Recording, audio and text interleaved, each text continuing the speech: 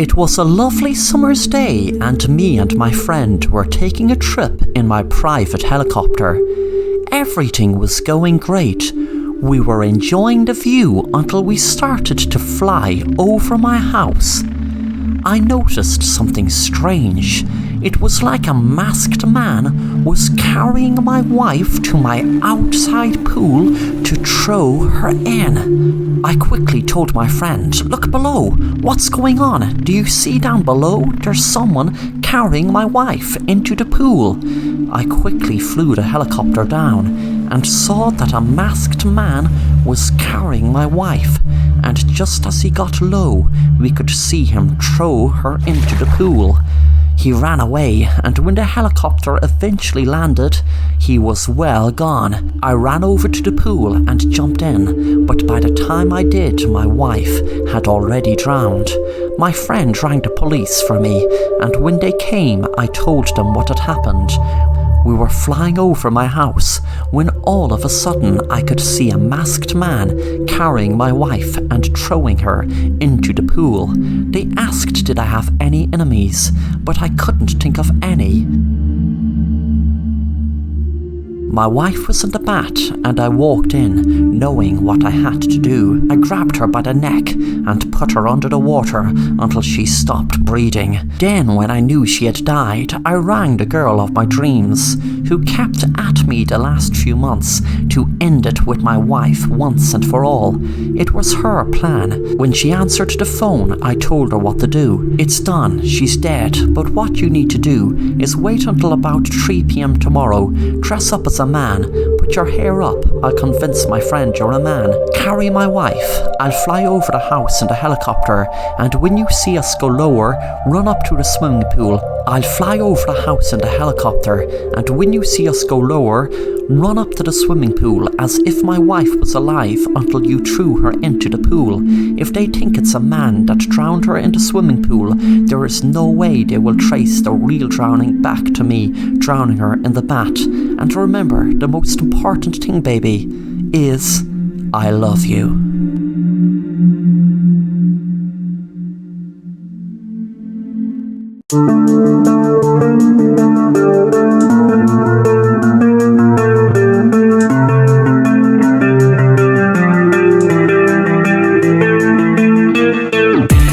Hello, let me tell you about a story about a detective called Mason.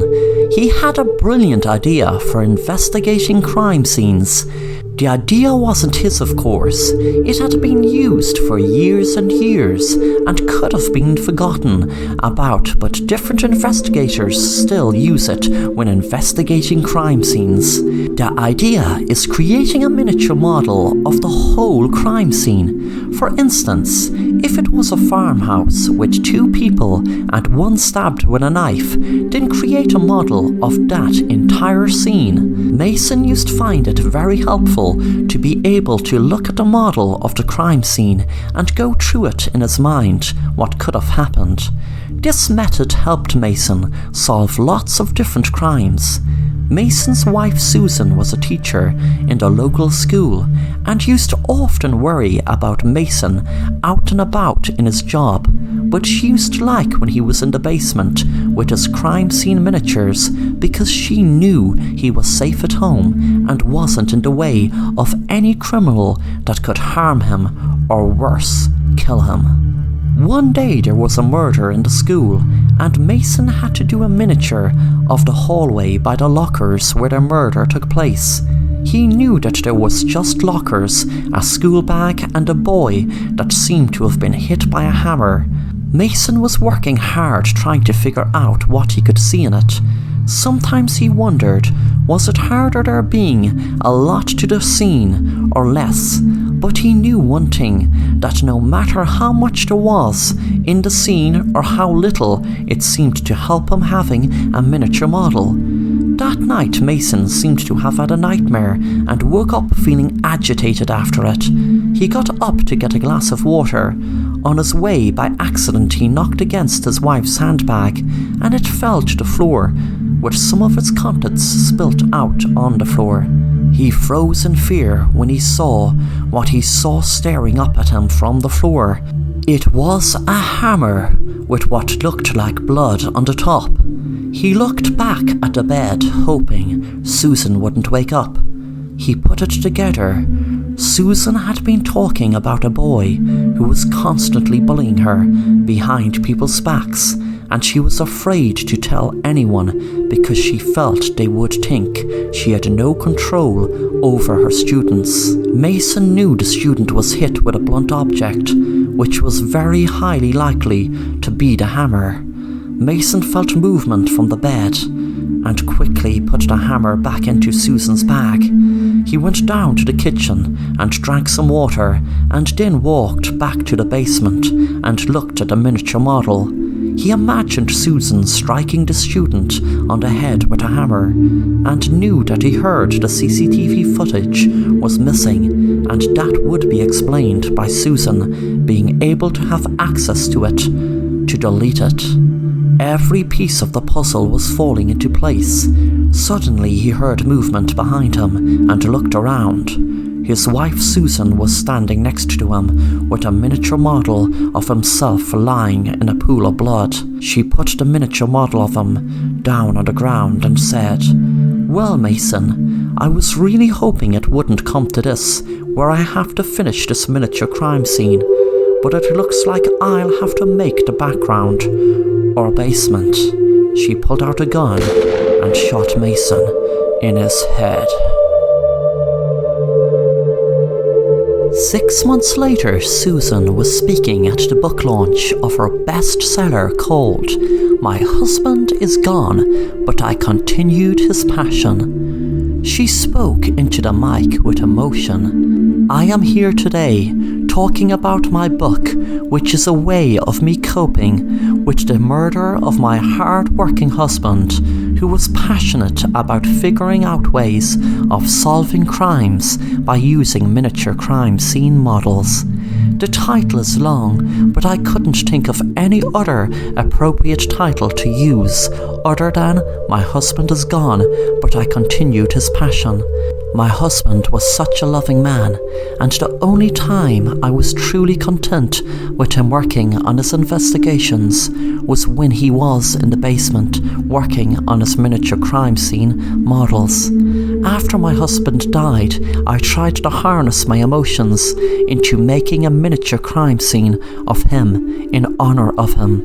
I would love if my husband was still alive and I didn't have to write this book, but I want to speak out to the many wives of men like my husband. Don't take a day for granted, because if your husband is working in a dangerous line of work like mine was, then his life could be snuffed out at any minute." The crowd were lapping up Susan's speech, and Susan was enjoying knowing she would get lots of royalties from her books and TV appearances, etc., and her bully was out of the way. She paused for a moment, thinking to herself, "I didn't want to appear a pushover teacher by saying I couldn't control my student, and I didn't want to harm my loving husband, but I had to. I wasn't a murderer, so it's better I got a book deal and wasn't cut out as the murderer. They would think I was some sort of psycho." She saw a fly land in her hand and thought to herself, "After all, I wouldn't hurt a fly."